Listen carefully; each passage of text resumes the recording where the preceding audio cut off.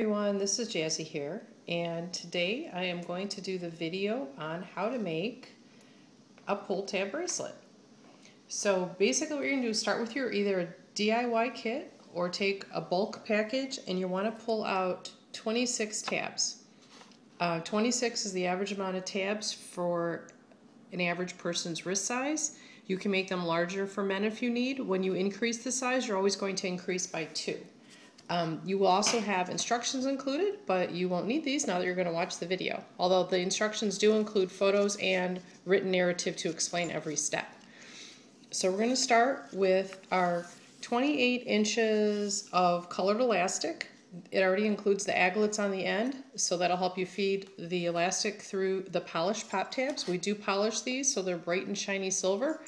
Once you finish your bracelet, it is washable, provided you tie the knot correctly. You can wash it with a load of towels and then just let it air dry. If you forget about it and actually throw it in the dryer with the towels, you'll find that the shiny finish will come off. So go ahead and pick up your first tab. I have them all lined up here in a row. I have them all facing the same way. You'll notice that there is a right side up and an upside down to the tabs. We're going to call this right side up, the one in my left hand. This would be upside down. And you'll notice the difference in the openings. It's a little bit wider on the bottom opening, if you will. So it causes it to space differently. You're going to take your elastic, and what we're going to do is we're going to feed it over this middle bar of the pull tab. We're going to put this on like you're putting a saddle on a horse. So go ahead and bring it down through. I'm going to see if I can get this on the camera so that you can actually see it. If not, I'll do this over. So we're just going to drop it through. Do you see how I'm doing that? I'm just dropping it through, and here's the rest of the elastic. And go ahead and make those be as close to the same length as possible when you start. They will end up going uneven as you work the bracelet because the two openings are different sizes by just about 1 millimeter, but that's okay. I'm giving you enough extra to tie the knot. Okay, so your first tab will look like this. Okay, pick up a second tab. Now we're going to turn this around backwards. The rule of thumb to always remember is the rough side of the tab, the unfinished side, always faces in. The bracelet is going to be double layered, so you're going to be stringing a row of tabs on the inside and on the outside. So no matter how you put your bracelet on, the part that touches the skin is always the smooth part.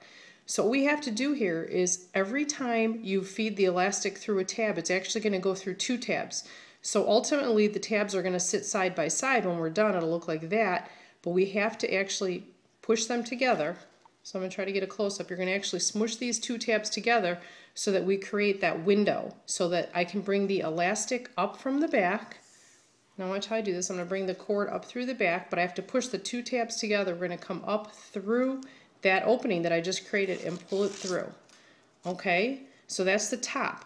Top cord always goes through the top openings. Bottom cord always goes through the bottom openings. So now I'm going to do the same thing. I'm going to take the second elastic piece, the bottom one, and I'm going to go through both openings. So I'm going to push this out of the way. I'm going to push this through both. The aglet's going to go through both openings. Now notice I could have accidentally gone through here. That doesn't secure the 2. We need to secure the 2 tabs together. So I come up through both of them like this. So now, if you straighten everything up, this is what you have. You have something that looks like this on the front. I'm going to flip it over, and it looks like that on the back. What we need to do is this starting loop that's right here, I'm going to pull it out a little bit and bring some slack. We're going to use this little bit of extra slack here, this little loop. It's going to help us in the end when we tie the knot because we're going to need a little bit of extra slack at the very end. So go ahead and do that right now. As you work your bracelet, what you're going to do is you're literally going to pinch really hard. If you're right-handed, you're going to hold everything that you've strung with your left hand, and you're going to add the tabs with your right hand. And then if you're left-handed, you'll just do the opposite. So now we're going to go ahead and take our third tab. We're going to flip the elastic out of our way. I'm just kind of throw it over my thumb there. I'm going to add the third tab to the front of the bracelet. Again, pay special attention that the tab is right side up, and you have the rough sides facing in. The 2 rough sides should always touch each other, not your skin.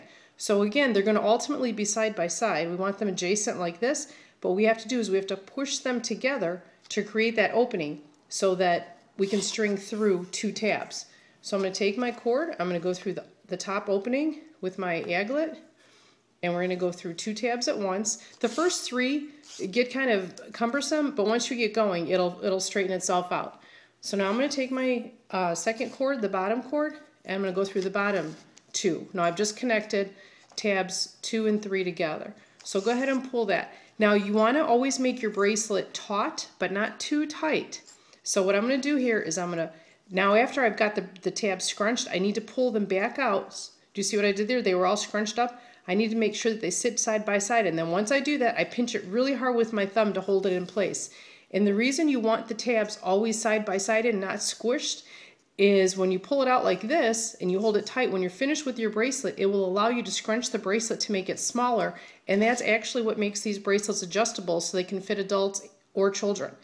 So here I'm going to take the 4th tab, and when I get my 5th or 6th tab on, this thing will start to stay in place by itself. So here it is again, the tab is backwards. You can kind of see the unfinished sides there. It's upright. I'm going to push the 2 together so that I create that double window or that opening for my cords to go through. I'm going to bring the aglet through the top hole. I'm going to do the same thing on the bottom. And as you make your bracelet, again, you're going to pull them out. I don't know if you can see that. They were overlapped and smushed, and I'm going to pull them out so that they're adjacent. I'm going to hold it really tight with my thumb, but I want to flip it over and show you. You always want to make sure that your lines don't get crossed or twisted on the back. So every time you add a tab, go ahead and flip it over and just check it. So now I'm going to slide my thumb up to the 4th tab and hold it really tight right here. Again, flipping the cords over so they're out of my way. Add the 5th tab to the front. Again, it's going to end up that way, but I need to smush it together to create that opening so I can go through 2 tabs at once. So again, I'm going to go through the top and the bottom, just like that. And I'm going to do the same thing and do this. So now, see how when that one's going through twisted? I'm just going to go ahead and correct that before I pull it tight. We'll get that cord to go correct. So that's what it looks like there.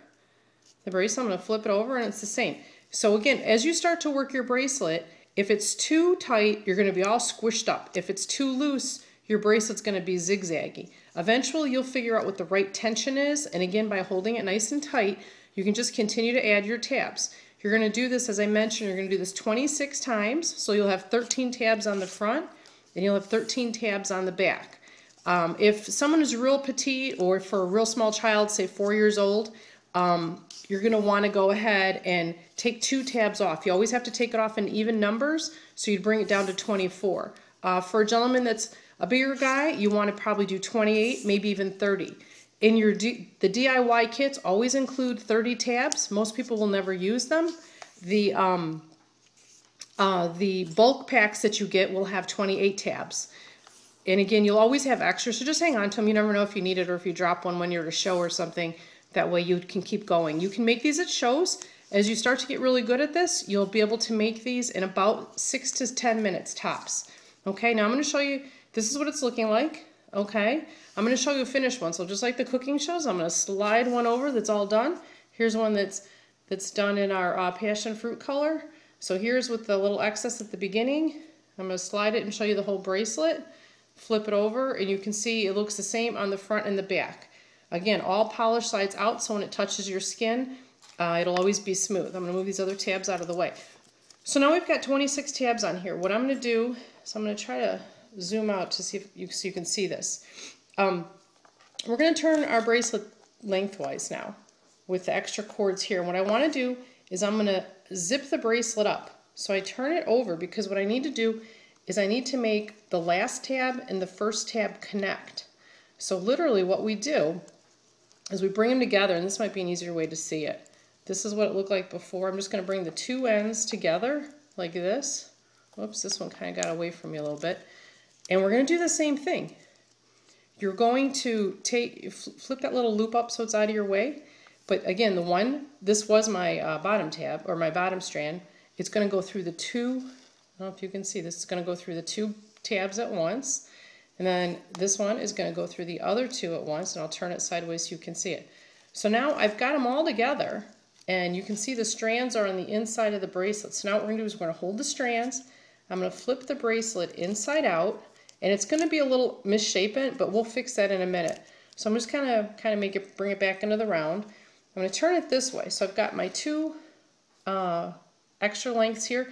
Now you can see I could literally tie it in a knot right here, but then the bracelet's always going to have this weird tab sticking up like this, and it will never lie flat. So here's the trick to this bracelet. We're going to take the ends, and this is why we have aglets on here, and we're going to weave it through. So I'm on the back, the bracelet's inside out. I'm going to take this, I'm going to come from the outside to the inside. So I go like this, and I just push that under. This is why we have that slack on the other side, because it makes this first loop a little looser. I push it through like this, and I'm just going to pull it and just kind of let that cord hang in the middle. I do the same thing with the cord on the left. I go through that last loop. Sometimes it's easier to turn this upside down to do this, because then you can kind of pinch it. So I'm going to go through, and I'm going to take the aglet and just push it through that loop. And again, I'm going through the very first loop that we created. So now we have something that looks like this. I'm going to kind of stretch it out a little bit. So here's the two pieces I just fed through. One came through from the right, the other one came through from the left. Now, it's very important at this step that you actually do pull these cords kind of tight, get everything cinched up, make your bracelet be a nice round circle. The way you tie this knot right here is going to determine the final shape of your bracelet. So now, put the right cord in your right hand, the left cord in your left hand, and do not let go of these. Keep them in your hands the entire time. We're going to tie a surgeon's knot, so it's a double knot basically.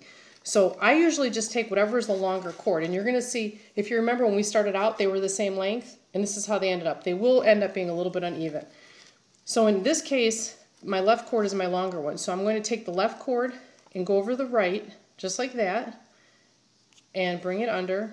I'm just going to tie a regular knot. Okay, it's just like tying your shoes. You tie a knot. Give it a good stretch. You want to make it pretty tight. Again, I am not letting go of the cords. Now I'm going to go right over left over left. So let me do that. I'm going to go right over left, just like I'm tying a knot, but I'm going to flip it through there one more time.